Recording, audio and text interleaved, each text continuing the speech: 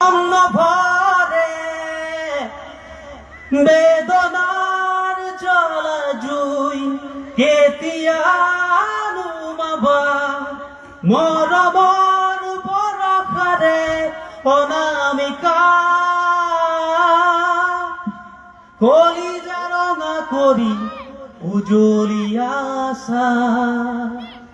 এই গীতটি প্ৰথমতে যিখিনি মই গালো এইটো একেবাৰে হাই নোটত উচ্চ স্বৰত যেটো আমাৰ ৰক গীত বিলাকত আছে।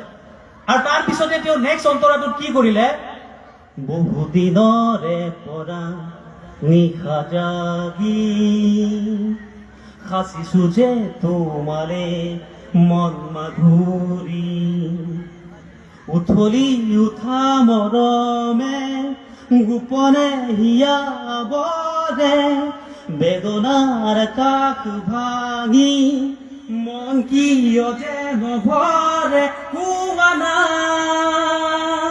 অনামিকা কলিজা রঙা করি উজলিয়া আসা। এই যে সেকেন্ড অন্তৰাটো তাত যে তেওঁ সুৰটো বহুদিনৰে পৰা নিশা জাগি একেবাৰে তলত আহি গ'ল। এই যেটো আমাৰ অসমীয়া সংগীত মানে সচৰাচৰ আমি উচ্চ স্বৰত নাগাওঁ, তেওঁ মানে তলত লৈ আহিলে।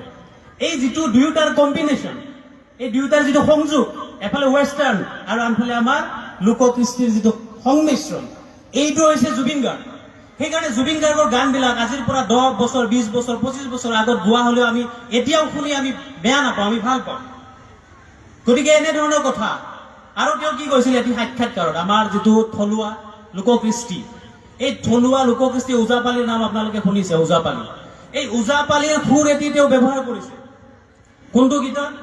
তেওঁৰ লাজুকী এলবাম বুলি এটা আছিল, সেই এলবামটো তেওঁ এটা গীতত আমাৰ যেটো ওজাপালি গীত, সেই ওজাপালি গীতৰ সুৰ তেওঁ ব্যৱহাৰ কৰিছিল। কেনেকুৱা আছিল গীতটো মই অকণমান গাবৰ কাৰণে চেষ্টা কৰিছো।